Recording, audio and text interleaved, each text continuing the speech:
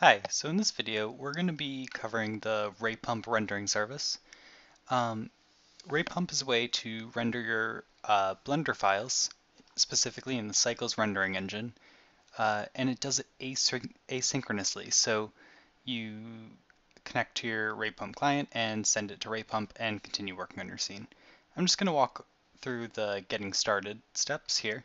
So go to raypump.com and then in Get the Files, click on Release Packs and download the one for your operating system, extract it into a folder, which I've done here. This is the default name for the folder, and inside you'll have a few things. So if you're on a 32-bit system, run this, otherwise run this.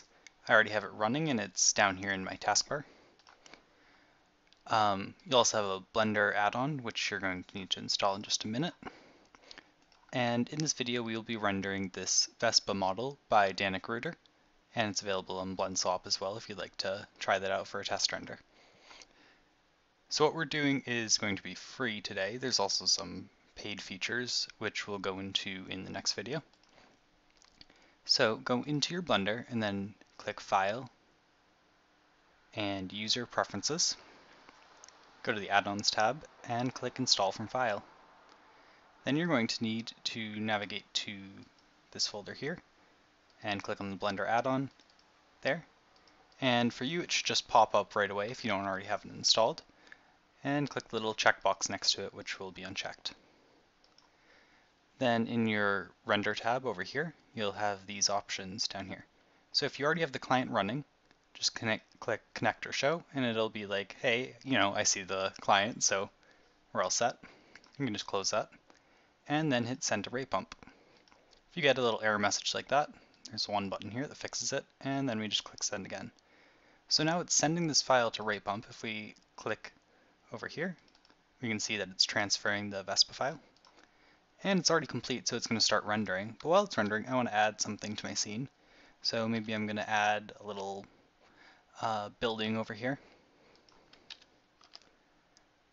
And unlike normally when you render things, you don't have to wait until it's finished before you can continue working in Blender. You can do anything else that you have to go and complete. So we're just going to render that. And I'm making a terrible building thing. And it's starting to download that file. So while it's downloading, we can work on this, and then it'll appear in this renders folder over here. So I just have some other stuff that I've rendered previously there, and it'll appear as soon as it's done. So right now when it says pumping rays, that means that it's rendering, and then it starts to download the file, which only takes a few seconds because it's just an image, and then it'll appear in that folder.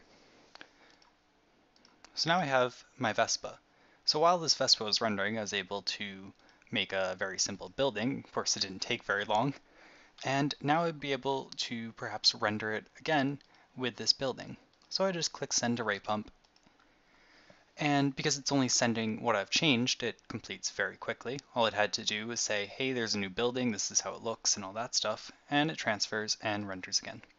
So that's really all there is to RayPump. It's not this big fancy thing that you have to, change your whole workflow for. It's just a way to render things a little bit easier and a little bit faster. Thank you, and I hope you enjoyed this.